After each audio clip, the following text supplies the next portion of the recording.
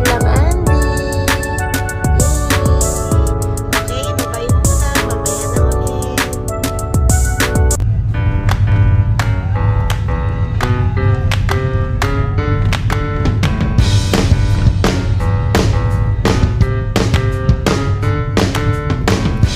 And this moment is perfect.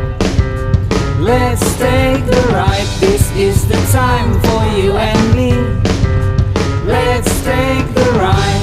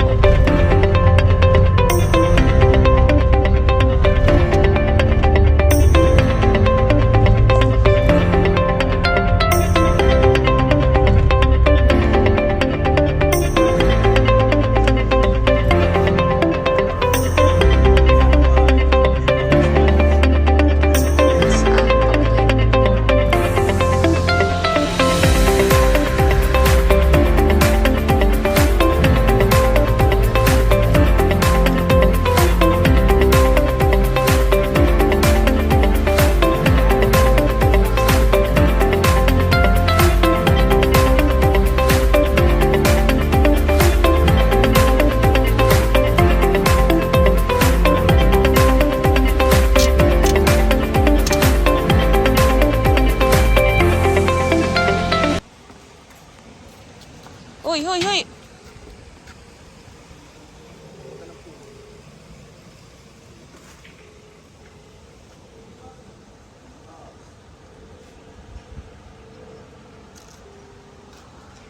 What's on the menu, baby?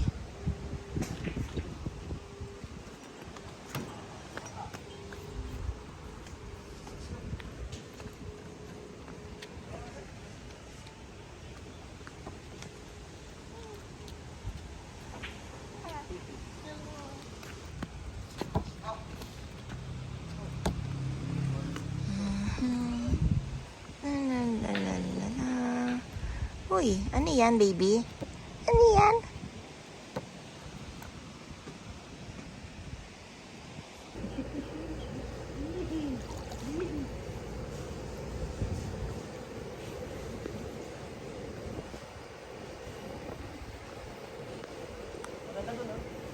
Oo nga eh.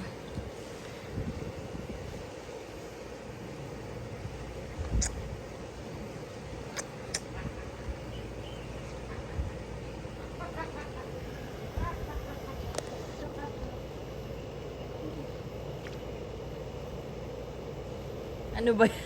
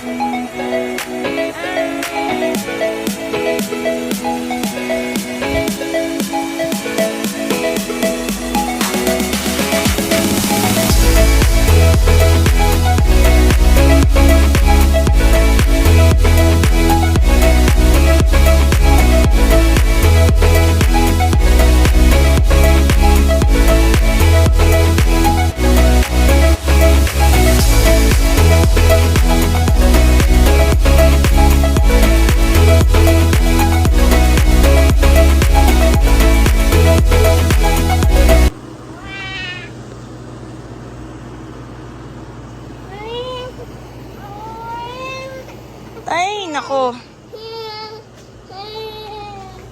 Here na tayo. Tayo.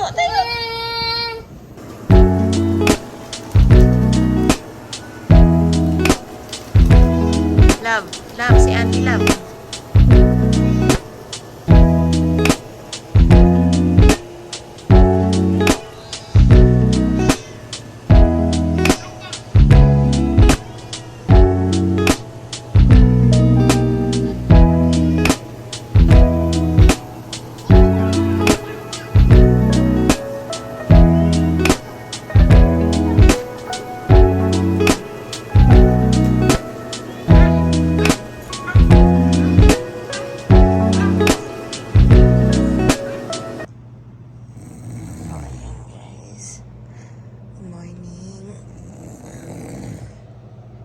Sleepy pa sila. Check natin yung sunrise sa labas. Kasi it's so cold. Grabe. Every getaway, ito yung pinaka-excited ako. Yung gigising ng maaga para i-check yung place. Ayan o guys. Kung anong itsura no. Sunrise niya dun sa lugar. And wow, this is so great. Wait, close natin yung door kasi sayang naman yung AC. Sobrang lamig. Yung temperature dito ngayon is 20 degrees, which is na-experience ko lang every time naka-AC sa bahay or kapag nasa Baguio kami. So, now ko lang na-experience na ganito kalamig yung Tagaytay. I mean, dito sa Talisay, Batangas pala kami. Overlooking sa Taal Lake. Ayan. Check natin dito. Check natin yung place habang tulog pa yung makulit na si Andy. Ayan, dito yung dining area kapag marami kayo. Ayan. Diyan, dito masarap mag-coffee dito. Tapos may ganitong overlooking na scenery. Diba? Ayun o, nandun yung yung sunrise sa kabilang side. Kagabi kasi nandito yung sunset.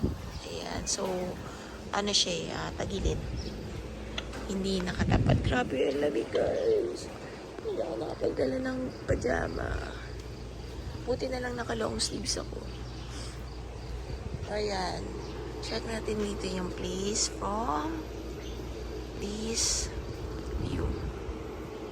Ayan yung mga casa nila. Casa 1, yung nasa pinaka right part, then casa 2, yung second door, and then ito yung pinagstayan namin is yung Balay 1. Ayan, Balay 1 can accommodate up to I think 4 to 6 packs. Ganda ng ito yung laging namimiss ni Aryan kasi lagi siyang tulog kapag nagta-travel kami. Gusto niya laging tulog. Ako, gusto ko na ma-max out ko yung time kapag nasa ibang place kami. Kasi, sayang yung time di ba? Ilang beses ka lang bang pumunta sa ganung place? Ito yung pababa. Ayan guys, nandyan yung sunset kagabi. Grabe yung lamig. Nung nag-check ako sa app ng weather kanina nung pagising ko, ngayon lang nasa 20 degrees siya. Grabe.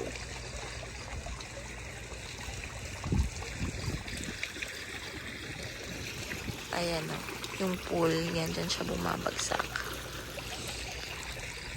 Hindi pa ako nakapag-swim kasi sobrang nilamig ang lola nyo kagabi. Kaya hindi na ako nakapag-swim. Nga sabi ko kagabi, magsuswimming ako before ako matulog. Pero hindi kinaya. Ang ganda talaga, Ayan. Ayan yung Majestic Taal.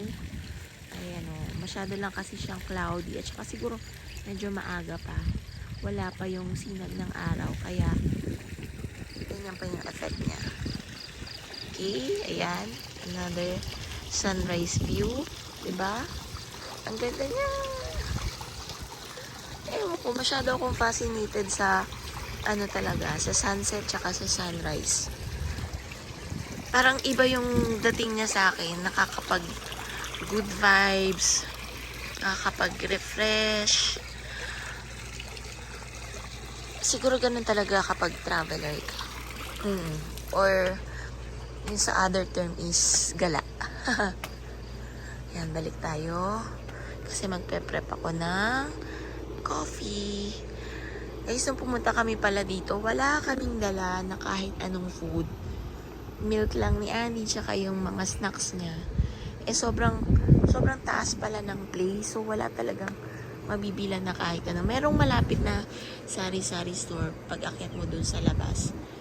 Pero, syempre, limited yung pwede mong mabili.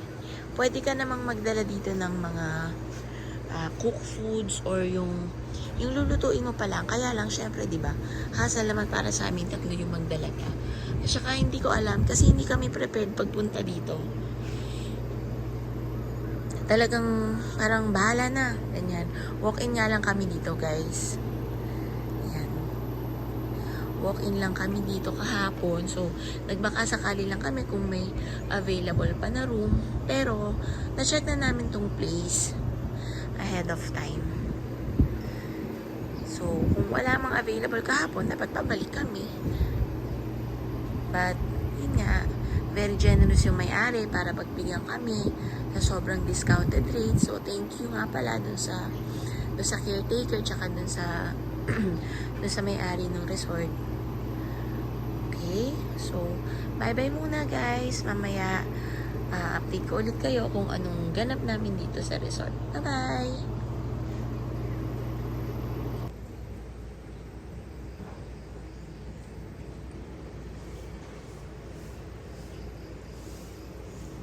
Hello, sunrise.